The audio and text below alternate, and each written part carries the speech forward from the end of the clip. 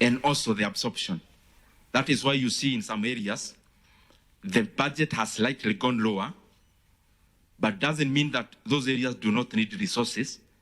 Those areas need resources, but we are trying to moderate because we are working against a deficit that is we must look and work against.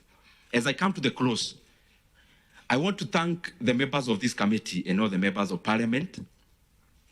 Out of the policies that we continue to make, including the policies we made last year, and especially given the fact that budget actually becomes low, so it's also a policy. Our country, Kenya, I know there is room for improvement in terms of the economy. But the truth of the matter is that Kenya last year, out of the budget that we made and the other policies of government, Kenya grew by around 5.6% last financial year. Actually, last calendar year, sorry.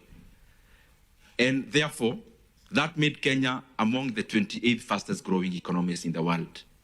It doesn't mean we are chance dumping and we are saying things are very good.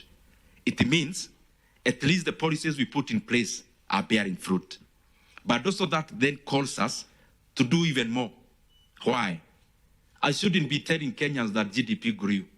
Kenyans should be feeling it in their pockets. And that is the exact thing that we are doing in this budget, to reallocate our resources in areas that will guarantee Kenyans shared prosperity, where most of the Kenyans will actually feel the growth. I want to assure Kenyans that is why we are here for a week.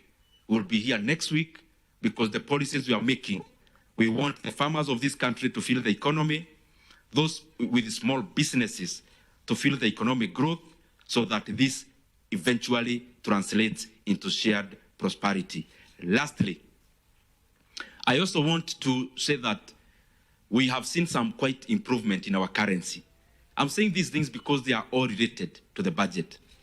As you are aware, our shilling is now doing fairly well in comparative to the other world currencies. And we expect it to do better further. We are expecting some inflows. We have seen increment in remittances.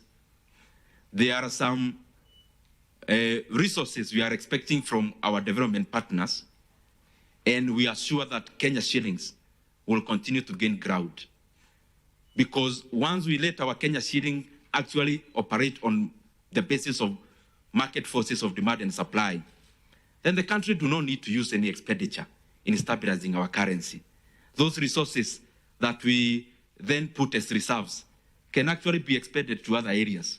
And that is why market economy, or a perfectly competitive economy in all the markets, the market of money, the market of interest rates, the market of commodities and services, always works for an efficient economy.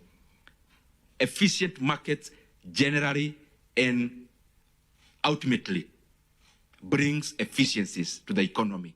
And I am Budget and Appropriations Committee Chair Ndindi Nyoro there addressing the press in regards to the budget policy statement. And among the things that he has talked about is that Kenyans will start to feel the growth and will see changes in regards to the policies that government has put in place. The Kenya shilling